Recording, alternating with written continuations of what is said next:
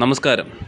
നിങ്ങൾ ശ്രദ്ധിച്ചിട്ടുണ്ടോ? നിങ്ങൾക്കൊരു വിധി നടപ്പാൻ മുമ്പ് പ്രപഞ്ചം കുറേ സൂചനകൾ കാണിക്കും. അപ്പം എന്തോ ആവട്ടെ, എന്ത് വിഷയം നന്മയായാലും തിന്മയായാലും നിങ്ങൾക്ക് സംഭവിക്കും മുമ്പ് പ്രപഞ്ചം കുറേ സൂചനകൾ കാണിക്കും. അത് നിങ്ങളുടെ ചക്രങ്ങളുടെ ശക്തിയിലൂടെ പ്രപഞ്ചത്തിൽ സംഭവിക്കുന്നതാണ്. ഇപ്പോൾ എൻ്റെ ഒരു സുഹൃത്തുണ്ട്. അവൻ പോവാത്ത ഒരു അമ്പലമില്ല. ഏത് അമ്പലം കണ്ടാലും അവിടെ പോവും. പക്ഷേ അവൻ്റെ ജീവിതം ദുരിതങ്ങളാണ്. മന്ത്രദീക്ഷയില്ലാതെ മന്ത്രം ജപിച്ചുകൊണ്ടിരിക്കും. ഒരുപാട് ചരട് കെട്ടും. ഇതിൻ്റെയൊക്കെ നമ്മളെ ഹിന്ദുക്കളിലാണ് കൂടുതൽ പരാജയം. കാര്യം എന്ന് പറഞ്ഞാൽ ഈ ഊർജം എന്തെന്നറിയില്ല, ചക്രങ്ങൾ എന്തെന്ന് അറിഞ്ഞൂടാ. അമ്പലങ്ങളിൽ പോകുന്നത് തെറ്റല്ല. പക്ഷേ നമ്മൾ മന്ത്രദീക്ഷയില്ലാതെ മന്ത്രം ചൊല്ലുമ്പോൾ നമ്മുടെ ചക്രങ്ങൾക്കുണ്ടെന്ന വ്യതിയാനം എന്നാൽ പോവേണ്ട കുടുംബക്ഷേത്രങ്ങളിൽ തിരിഞ്ഞു നോക്കാറില്ല. മൂലാധാര ചക്രങ്ങളുടെ ദോഷങ്ങൾ മാറ്റിത്തരും. നിങ്ങൾ കുടുംബക്ഷേത്രത്തിൽ പോകുമ്പോൾ സാമ്പത്തിക ബുദ്ധിമുട്ടുണ്ടാവത്തില്ല. നിങ്ങൾ കുടുംബക്ഷേത്രത്തിലെ ഊർജ്ജങ്ങൾ നിങ്ങൾ നല്ല രീതിയിലാണ് സംരക്ഷിക്കുന്നതെങ്കിൽ നിങ്ങൾക്ക് സാമ്പത്തിക ബുദ്ധിമുട്ടോ തലമുറയ്ക്ക് ദുരിതങ്ങളോ ഉണ്ടാവത്തില്ല. പക്ഷേ ഇതൊന്നും നമ്മൾ ഹിന്ദുക്കൾ, ബാക്കി മതക്കാരും അവർക്ക് ഏഞ്ചൽ ഹീലിംഗ് ചക്രങ്ങളെക്കുറിച്ച് കുറച്ചുകൂടെ അറിവുണ്ട്. പക്ഷേ നമ്മൾ ഹിന്ദുക്കളെ സംബന്ധിച്ചിടത്തോളം ഇതിനെക്കുറിച്ചൊന്നും വലിയ അറിവില്ല. അല്ലെങ്കിൽ തന്നെ അമിതമായ അറിവില്ലാത്ത അന്ധവിശ്വാസം എന്ന് പറയും. അറിവില്ലാതെന്ന് പറഞ്ഞാൽ നമ്മുടെ ഓരോരുത്തരും ഓരോ ഊർജ്ജങ്ങളാണ്. ജന്മജന്മാന്തരങ്ങളായി ചെയ്ത് ഈ ഇന്ന അവസ്ഥയിലേക്ക് എത്താൻ ഒരു ഊർജ്ജങ്ങളാണ്. എന്ന് വെച്ചാൽ ജന്മജന്മാന്തരം നന്മയും തിന്മയും എല്ലാം ചെയ്ത് ഒരു അവസ്ഥയിലിരിക്കുകയാണ്. ഈ അവസ്ഥയ്ക്ക് എത്താൻ കാരണം നീ തന്നെയാണ്. നിങ്ങളുടെ ചക്രങ്ങളുടെ ഡിസ്ലൊക്കേഷൻ കാരണമാണ് നിങ്ങളെ വിധി രൂപീകരിക്കുന്നത്. ഇപ്പം ലോകത്തുള്ള എല്ലാ ക്ഷേത്രങ്ങളിൽ പോയി, കുടുംബക്ഷേത്രത്തിൽ പോയില്ല, അവൻ്റെ ദുരിതമാണ്. 100% അവന് ഭാവിയിൽ ഒരുപാട് സ്റ്റെബിലിറ്റി കുറവുണ്ടാകും, ഒരുപാട് ദുരിതങ്ങളുണ്ടാകും. ഇപ്പം ഒരുപാട് വളർന്ന് പന്തലിക്കുന്ന ഒരു മരം, അതും പന്തലിച്ച് വന്നപ്പോൾ വേര് അതിനൊരു തടസ്സമാണ്. വേര് മുറിച്ച് കളഞ്ഞിട്ട് വീണ്ടും പന്തലിക്കാൻ ശ്രമിക്കും പോലെയാണ് നിങ്ങൾ കുടുംബക്ഷേത്രത്തിൽ തിരിഞ്ഞു നോക്കാതിരുന്നത്. നിങ്ങളെ ചക്രങ്ങളിൽ വ്യതിയാനം സംഭവിക്കും. മനസ്സിലായില്ലേ? നമ്മുടെ ഊർജ്ജം, നമ്മുടെ പ്രഭാവലയം ഹീൽ ചെയ്യാൻ പഠിക്കണം. അമ്പലങ്ങളിലോ ഒരു പ്രഭാഷണ ക്ലാസ്സിലോ ഇതിനെക്കുറിച്ചൊന്നും പറഞ്ഞു തരാം, ദൈവങ്ങളെക്കുറിച്ച് പറഞ്ഞു തരും. എന്നാൽ ദൈവങ്ങൾ കുടികൊള്ളും നമ്മുടെ ഉള്ളിലാണ്. ക്ഷേത്രങ്ങളിൽ പോകേണ്ടതെന്നല്ല, ആവശ്യമുള്ള ക്ഷേത്രങ്ങളിൽ പോകണം. ഇപ്പം എൻ്റെ അടുത്ത് കൺസൾട്ടേഷന് വരുന്നവർക്കെല്ലാം സാമ്പത്തിക ബുദ്ധിമുട്ട്, റിലേഷൻഷിപ്പ് ബുദ്ധിമുട്ട്, പല രീതിയിൽ. അപ്പോൾ അതിനാവശ്യമായിട്ടുള്ള ക്ഷേത്രങ്ങൾ, ചില ക്ഷേത്രങ്ങളിൽ ചില വ്യക്തികൾ പോകാൻ, ചിലത് പൂർവ്വജന്മം അനുസരിച്ച് ചില ക്ഷേത്രങ്ങളിൽ പോകാൻ പാടില്ല. അങ്ങനെയുണ്ട്. ചില ക്ഷേത്രങ്ങളിൽ പോകാൻ പാടില്ലാത്ത ക്ഷേത്രങ്ങളുമുണ്ട്. നമ്മുടെ ചക്രങ്ങളിൽ വ്യതിയാനം സംഭവിക്കും. അപ്പം മൂലാധാര ചക്രങ്ങളൊക്കെ ഹീൽ ചെയ്യണം. നമ്മൾ കുടുംബക്ഷേത്രം സംരക്ഷിച്ചില്ലെങ്കിൽ നിങ്ങളുടെ മൂലാധാര ചക്രങ്ങൾക്ക് വ്യതിയാനം സംഭവിക്കും. സാമ്പത്തികമായിട്ട് ഒരുപാട് പ്രതിസന്ധികളുണ്ടാകും. കുടുംബ ബന്ധങ്ങൾക്ക് സ്റ്റെബിലിറ്റി ഉണ്ടാകത്തില്ല, സമാധാനം കിട്ടത്തില്ല. അങ്ങനെ ഒരുപാട് ദുരിതങ്ങളുണ്ടാകും. അപ്പം ചക്ര ക്ലെൻസിങ് നിങ്ങൾ പഠിച്ചിരിക്കണം. അല്ലാതെ ഞാൻ പറഞ്ഞില്ലേ, എനിക്ക് വേണ്ടപ്പെട്ട ഒരു സുഹൃത്ത് 24 മണിക്കൂർ അമ്പലമാണ്. അവൻ ഒരു ദിവസം പോലും അമ്പലത്തിൽ പോവാതിരിക്കുന്നതായിട്ട് കണ്ടിട്ടില്ല. ജോലിക്ക് പോകില്ല, എന്നാലും അമ്പലത്തിൽ പോവും. എന്നാവട്ട് മന്ത്രദീക്ഷയില്ലാത്ത, ആവശ്യമുള്ളതും ഇല്ലാത്തതൊക്കെ ഒരുപാട് മന്ത്രങ്ങൾ ജപിച്ചുകൊണ്ടിരിക്കും. ചരട് കയ്യിൽ ഫുള്ള് രത്നങ്ങളൊക്കെ ഒരുപാട് ഊർജ്ജങ്ങളാണ്. നിങ്ങൾക്ക് വിധിച്ചിട്ടുള്ള രത്നങ്ങൾ മാത്രമേ ധരിക്കാവൂ. ഈ രത്നം വിൽക്കുന്നവരുടെ സാമ്പത്തികം മെച്ചപ്പെടാൻ വേണ്ടി ഒരുപാട് രത്നം ധരിക്കുന്നത് നല്ലതാണെന്നൊക്കെ പറയുമെങ്കിൽ വിധിച്ചിട്ടുള്ള പൂർവ്വജന്മം അനുസരിച്ച് വിധിച്ചിട്ടുള്ള രത്നങ്ങൾ മാത്രമേ ധരിക്കാവൂ. എൻ്റെ ഒരു സുഹൃത്തുണ്ട്, പവിഴ രത്നം ധരിച്ച് ദുരിതമാണ്. അവൻ്റെ കുടുംബജീവിതം ദുരിതമായി, അവൻ്റെ ജോലി സംബന്ധമായിട്ട് ദുരിതമായി, ഒരുപാട് ദുരിതം. ഊർജ്ജങ്ങൾ മാറും. നിങ്ങളെ ചക്രങ്ങൾക്ക് വ്യതിയാനം സംഭവിക്കും. നിങ്ങളെ പ്രഭാവലയം മാറും. അപ്പം നിങ്ങൾ നിമിത്തങ്ങൾ ശ്രദ്ധിക്കുമെന്ന് അറിഞ്ഞൂടാ. നിമിത്തങ്ങൾ നിങ്ങൾ ശ്രദ്ധിച്ചിട്ടുണ്ടെങ്കിൽ അറിയാം. നിങ്ങൾക്ക് ദുരിതമായാലും ഐശ്വര്യമായാലും നിങ്ങൾക്കൊരു വിധി സംഭവിക്കുമ്പോൾ പ്രപഞ്ചം അത് ഒരുപാട് സൂചനകൾ തരും. നിങ്ങൾ ശ്രദ്ധിച്ചിട്ടുണ്ടോയെന്ന് അറിയാം. ഒരുപാട് സൂചനകൾ തരും. അത് നിങ്ങളെ ചക്രങ്ങളുടെ പവറാണ്. മനസ്സിലായി? അപ്പം എനിക്ക് പറയാനുള്ളത്, നിങ്ങളുടെ വിധിക്കപ്പെടുന്നത് നിങ്ങൾ തന്നെയാണ്. സ്വാഭാവികമായിട്ട് നമ്മുടെ പൂർവ്വജന്മം അനുസരിച്ച് നന്മയും തിന്മയും ചെയ്ത് ഒരവസ്ഥയിലായിട്ടിരിക്കുകയാണ്. പക്ഷെ അതിൽ ചിലവർക്ക് ഒരുപാട് ജീവിതകാലം ജനിക്കുമ്പം മുതൽ അവസാനം അവർ സാമ്പത്തികമായിട്ട് ബുദ്ധിമുട്ടും. അത് എന്തുകൊണ്ടെന്ന് വെച്ചാൽ അവരുടെ ഊർജ്ജ പ്രവാഹം ചക്രങ്ങൾ ഡിസ്ലൊക്കേറ്റ് ചെയ്യുന്നതുകൊണ്ടാണ്. അത് അവർ പരിഹരിക്കണം. ചിലവർക്ക് നല്ല ജോലിയൊക്കെ കാണും, പക്ഷേ കുടുംബജീവിതം സമാധാനങ്ങൾ ദുരിതമായിരിക്കും.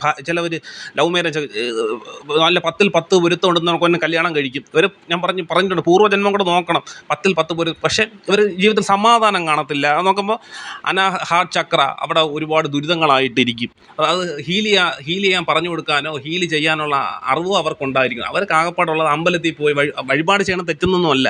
ഈ വഴിപാട് ചെയ്യുന്നതൊക്കെ ഇസ് എ മാനിഫെസ്റ്റേഷൻ പ്രോസസ്സ്. നമ്മുടെ ചക്രങ്ങൾ ഹീൽ ചെയ്യിക്കാൻ ആവശ്യമുള്ള ഊർജ്ജങ്ങളാണ്.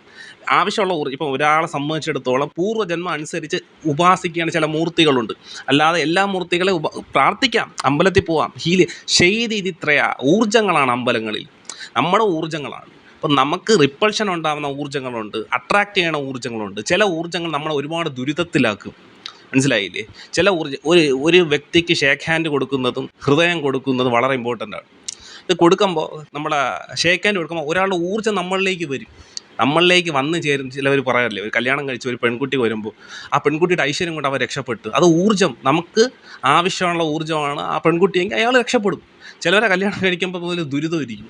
കാര്യം എന്താണ്? ഊർജ്ജം. നമുക്ക് 10 പൊരുത്തമൊക്കെ കാണും, പക്ഷെ തെറ്റായിട്ടുള്ള ഊർജ്ജം. ഇവർ പൂർവ്വജന്മം നോക്കാൻ ശത്രുക്കളായിരിക്കാം. അത്തരത്തിലുള്ള ഊർജ്ജങ്ങൾക്ക് ഒരുപാട് ദുരിതങ്ങൾ. അപ്പം ചക്രങ്ങളെക്കുറിച്ച്, ഊർജ്ജങ്ങളെക്കുറിച്ച് നിങ്ങൾ ഒരു ധാരണ വേണം. നിങ്ങൾ കുടുംബക്ഷേത്രം മറന്ന് ഏത് അമ്പലത്തിൽ പോയാലും അതിന് മൂലാധാര ചക്രം മറന്ന് എന്തൊക്കെ നേടിയെന്ന് പറഞ്ഞാലും നിങ്ങളുടെ തലമുറയ്ക്ക് ഗതി പിടിക്കത്തില്ല. ഒരുപാട് ഫൈനാൻഷ്യലായിട്ട് ഒരുപാട് അൺസ്റ്റേബിലിറ്റി വരും. നിങ്ങളൊരു ലൂപ്പിൽ പെട്ടുപോകും. എന്ന് വെച്ചാൽ പ്രശ്നങ്ങളിൽ നിന്ന് മറികടക്കാൻ പറ്റത്തില്ല. ഒരു ലൂപ്പ്, അത് ഹീൽ ചെയ്യാൻ വേണ്ടി വരും അവസാനം. മനസ്സിലായില്ലേ? അപ്പോൾ നിങ്ങൾ ആത്മീയത, സ്വന്തം ആത്മാവിനെ തിരിച്ചറിഞ്ഞ് വേണം അമ്പലങ്ങളിലേക്കായാലും പോകാൻ. അതായത് ജീവിക്കാൻ വേണ്ടി. അതായത് നമ്മളിലേക്ക് വന്നു ചേരുന്ന ഊർജ്ജം നന്മയുടേതാണോ തിന്മയുടേതാണോ എന്ന് വെച്ചാൽ നമുക്ക് ആവശ്യമുള്ള ഊർജ്ജമാണോ? ഒരു വ്യക്തി ഇപ്പം ഒരു പാർട്ണർഷിപ്പിൽ ബിസിനസ് നടത്തും, ആ വ്യക്തിയും അയാളും കൂടെ ചേരുമ്പോൾ എന്ത് അവസ്ഥയായിരിക്കും സംഭവിക്കുന്നത്? രണ്ടും രണ്ട് ഊർജ്ജമാണ്. രണ്ടും രണ്ട് കർമ്മ മേഖലയുടെ രണ്ട് അവസ്ഥയിലൂടെ വന്ന ജന്മാന്തരമായിട്ട് വന്ന രണ്ട് ഊർജ്ജം. ഒരു പാർട്ണർഷിപ്പിൽ ബിസിനസ് ചെയ്യുമ്പോൾ ചിലവർ സൂപ്പർ സ്റ്റാറായിട്ടുള്ള നായകന്മാർ, ഇപ്പം സിദ്ദിഖ്